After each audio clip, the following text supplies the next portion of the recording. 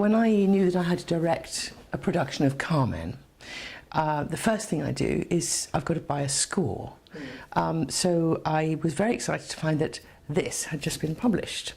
And of course you're very attracted when something says text, because you go, oh, so I'm getting the original, I'm getting the whole thing, am I? Because there are various scores I could have bought.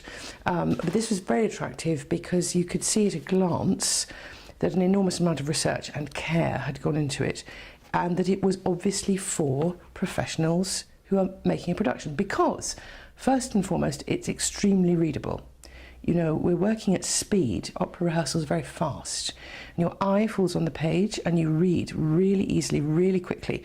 Not only the way that the music is printed, but the way that the words are arranged, the amount of detail. It's very detailed, but it's the right amount of detail for me, for the production, because it's not, I mean, obviously it's not an orchestral score, it's a piano reduction, but there are other editions where, you know, there's absolutely every bar that Bizet ever wrote, which means they're huge, unwieldy, and you know you're going to cut half of it, because it's a very long opera. Everybody always cuts Carmen.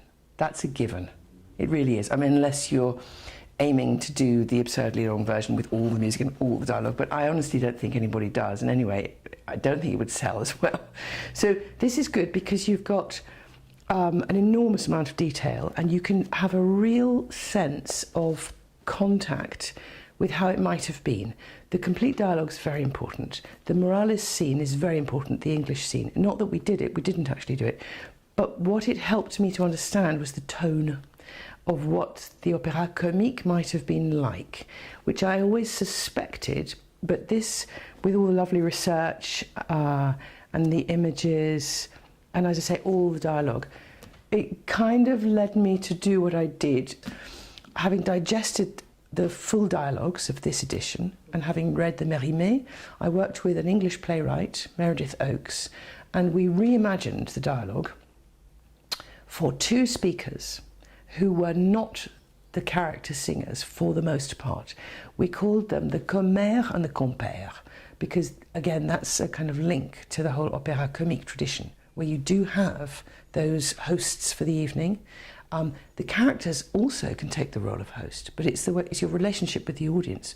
So I didn't deprive all the singers completely of dialogue, but I did drastically reduce it and translate it and reinterpret it, because this was essential to the whole ironic questioning tone, because we all think we know Carmen. A lot of audiences come to Carmen not for the first time because it's their favourite opera. I found the score enormously helpful in that you do feel that you're linked to a history of performance practice through this score, and therefore you feel informed but not tied, and it leaves you free to develop your own practice. So when you say, we were talking about urtext and how that provides you with an awful lot of material, which is important for you to develop your own interpretation, but you don't feel in any way then that it limits your interpretation, that you are tied to some sort of reified score. That is the problem for you. No, well, you get feelings off scores, and I got that feeling straight away from reading it, that it was made by people who understood that it would be changed. And of course, then I met Richard Langham Smith and I met you, Claire, and you were really interested in change.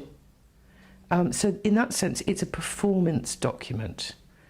And sometimes with other scores, you have a feeling that, I mean, not that this is wrong, but they really are made more by musicologists, and they're about the composer. And that, of course, is, you know, valuable too, but everybody knows that we're going to change something in performance. It's always done. I have to say the conductor I worked with, Jean-Luc Tingaud, was extremely flexible.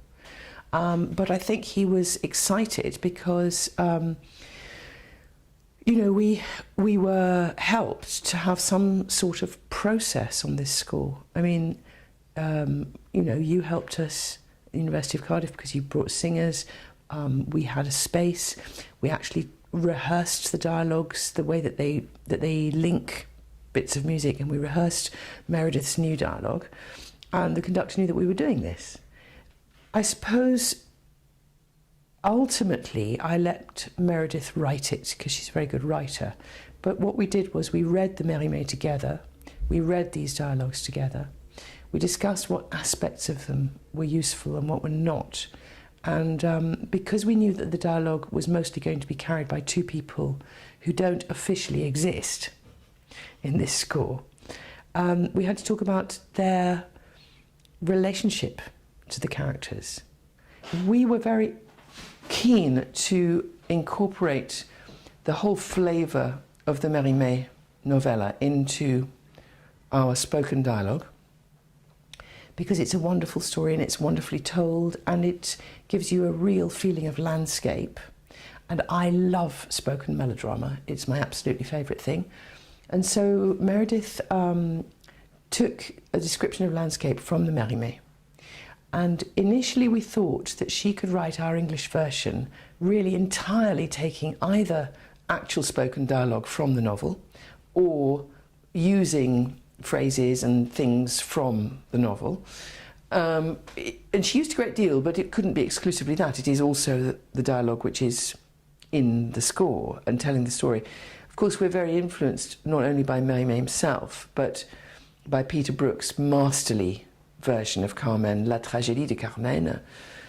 But you see, he could go as far as he liked into the Mérimée, and indeed he did, because he also changed the score hugely, working with Marius Constant.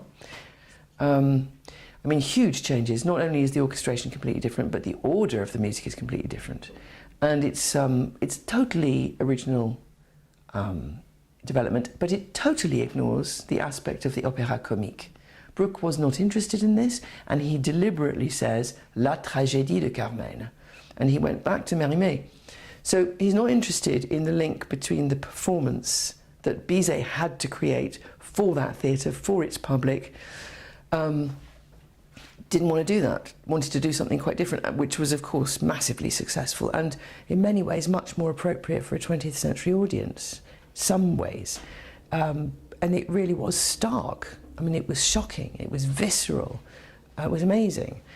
But the way in which I think you and Meredith and all the people that worked on your production managed to take traditions from the opera comique, to take traditions from the French Revue theatre of the same period, so the Commère, the Compère, which the French audiences were used to seeing on the stages, and to make that work for audiences today was extremely satisfying.